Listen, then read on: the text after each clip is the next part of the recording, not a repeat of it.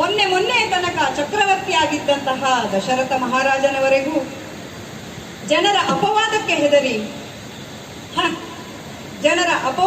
ಹೆದರಿ ರಘುಕುಲದ ಕೀರ್ತಿ ಎನ್ನುವ ಹೊನ್ನಂದಣವನ್ನು ಆದರ್ಶವೆಂಬ ಪುಷ್ಪದಿಂದ ಶೃಂಗರಿಸಿ ಜಗತ್ತಿಗೆ ಕಾಕುತ್ಸರ ಆಯನವನ್ನು ಜಗತ್ತಿಗೆಲ್ಲ ಪ್ರಕಟಿಸಿದರು. ಹೌದಣ್ಣ. ಹೀಗಿರುವಾಗ ದಾಶರಥಿಯಾದ ನನ್ನಿಂದ ಅಥವಾ ನನ್ನವರಿಂದ ರಘುಕುಲಕ್ಕೆ ಅಪವಾದವೊಂದು ಬಂದೊದಗಿದೆ ಎಂದು ತಿಳಿದ ಮೇಲೆ ನಾನು ಹೇಗೆ ಸುಮ್ಮನಿರಲಿ ಲಕ್ಷ್ಮಣ? ಜನಕ ನಂದನೆಯಿಂದಾಗಿ ಈ ಹೊತ್ತಿಗೆ ರಘುಕುಲಕ್ಕೆ ಅಪವಾದವೊಂದು ಬಂದೊದಗಿದೆ. ಅಪವಾದವೇ? ಹೌದು ಲಕ್ಷ್ಮಣ. ಬಂಗಾರದಿಂದ ಆಭರಣವನ್ನು ರಚಿಸಬೇಕಾದರೆ ಅದನ್ನು ಬೆಂಕಿಗೆ ಆಹುತಿ ಕೊಟ್ಟು ಶುದ್ಧೀಕರಿಸಲಾಗುವುದು. ಹೌದು.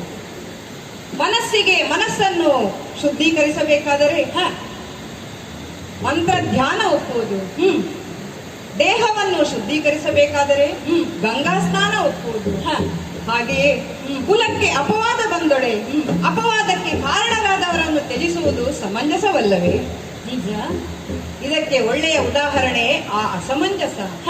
ಆ ಅಸಮಂಜಸನ ತಂದೆಯು ತನ್ನ ಮಗನು ಮಾಡಿದ ತಪ್ಪಿಗಾಗಿ ತನ್ನ ಮಗನನ್ನೇ ತ್ಯಜಿಸಲಿಲ್ಲವೇ? ನಿಜ ಅಣ್ಣ.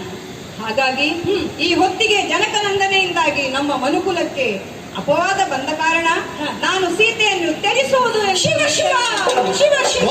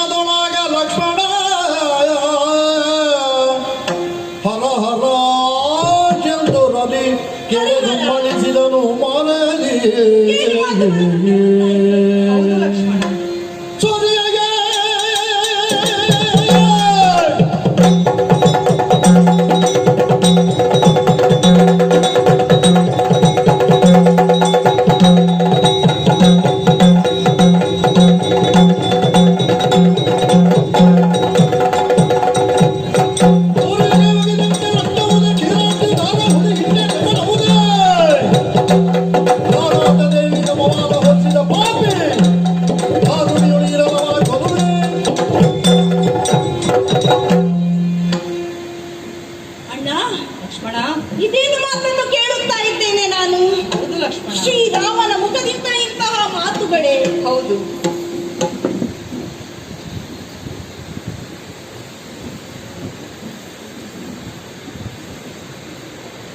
ಶ್ರೀರಾಮನ ಮುಖದಿಂದ ಇಂತಹ ಮಾತುಗಳೇ? ಹೌದು. ಇಂತಹ ಮಾತುಗಳನ್ನು ಕೇಳುವ ಮೊದಲೇ ನಾನು ನಿಂತಹ ಈ ಭೂಮಿಯು ಕುಸಿದ ಹಾಗಾಯಿತು. ಬರ ಸಿಡಿಲುವುದರಿಗೆ ಅಪ್ಪಳಿಸಿದ ಹಾಗಾಯಿತು. ಅಣ್ಣ, ಯಾವ ಜೀವನದಲ್ಲಿ ಸುಖವನ್ನು ಕಾಡುತ್ತಾ ಜೀವನದಲ್ಲಿ ಹೊಂದಿದಂತಹ ಕಷ್ಟ ಕಾರ್ಪಣ್ಯಗಳನ್ನು ಮರೆತವು ಆ ಸುಂದರ ದಾಂಪತ್ಯ ಇಂದಿನ ದಿನ ಅಂತ್ಯವಾಗುತ್ತದೆ ಎನ್ನುವುದನ್ನು ನಿನ್ನ ಮಾತಿನಿಂದಲೇ ಕೇಳಿದವರಿದ್ದೇನಣ್ಣ ನಾನು. ಈ ಲಕ್ಷ್ಮಣನ ಬದುಕಿಗೆ ಧಿಕ್ಕಾರವಿರಲಿ. ಆ ಭೂಮಿಯು ಬಾಯಿ ತೆರೆದು ನನ್ನನ್ನು ಅದರ ಗರ್ಭದಲ್ಲಿ ಯಾಕೆ ಸೇರಿಸಿಕೊಳ್ಳಲಿಲ್ಲ? ಅಣ್ಣ, ಯಾವನೋ ಒಬ್ಬ ಪಾಮರ ಹೇಳಿದ ಎಂದು ಸೀತೆಯನ್ನು ತ್ಯಜಿಸುವುದಕ್ಕೆ ಮುಂದಾಗಿದ್ದ ನೀನು. ಹೌದು ಲಕ್ಷ್ಮಣ. ತಪ್ಪಣ್ಣ. ನಿನ್ನ ಮಾತುಗಳಿಗೆ ವಿರೋಧಿಸುವ ಸ್ವಭಾವ ಈ ಹಿಂದೆ ಲಕ್ಷ್ಮಣನಿಗೆ ಎಂದೂ ಇರಲಿಲ್ಲ. ಆದರೆ ಇಂದಿನ ದಿನ ಮಾತು ಅನಿವಾರ್ಯವಾಗಿ ಹೋಗುತ್ತಾ ಇದೆ ಅಣ್ಣ.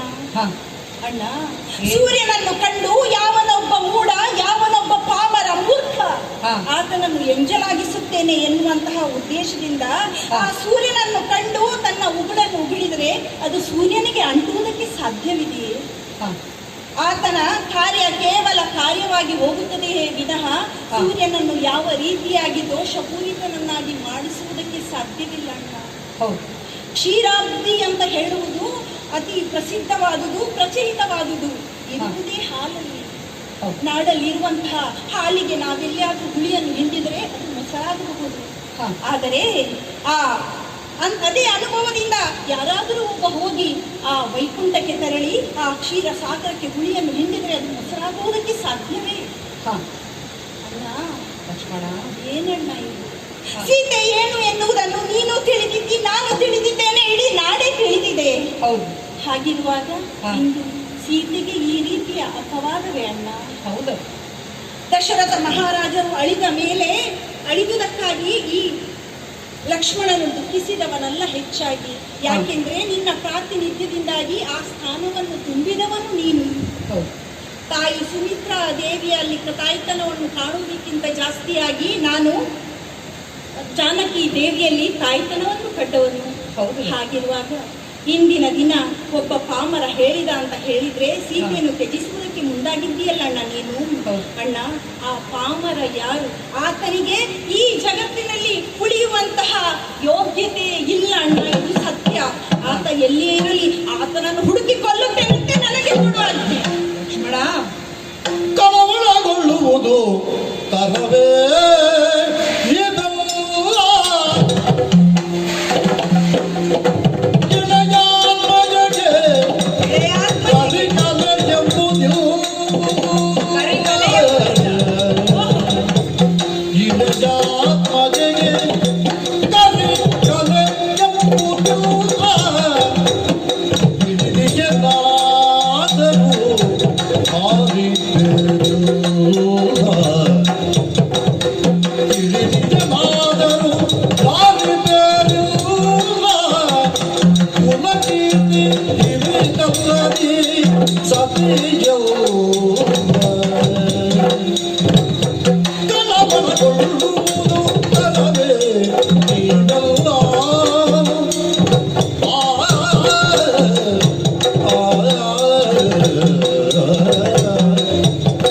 ಪಾಮರ ಹೇಳಿದ ಅಂತ ಹೇಳಿದ್ರೆ ಸೀತೆಯನ್ನು ತ್ಯಜಿಸುವುದಕ್ಕೆ ಮುಂದಾಗಿದ್ದೀಯಲ್ಲ ಅಣ್ಣ ನೀನು. ಅಣ್ಣ, ಆ ಪಾಮರ ಯಾರು? ಆತನಿಗೆ ಈ ಜಗತ್ತಿನಲ್ಲಿ ಉಳಿಯುವಂತಹ ಯೋಗ್ಯತೆ ಇಲ್ಲ ಅಣ್ಣ, ಇದು ಸತ್ಯ. ಆತ ಎಲ್ಲಿಯೇ ಇರಲಿ ಆತನನ್ನು ಹುಡುಕಿ ಕೊಲ್ಲುತ್ತೇನೆ ನನಗೆ ಕೊಡುವಂತೆ. ಲಕ್ಷ್ಮಣ, ಕಳವಳಗೊಳ್ಳುವುದು ತರವೇ ಇದಲ್ಲ.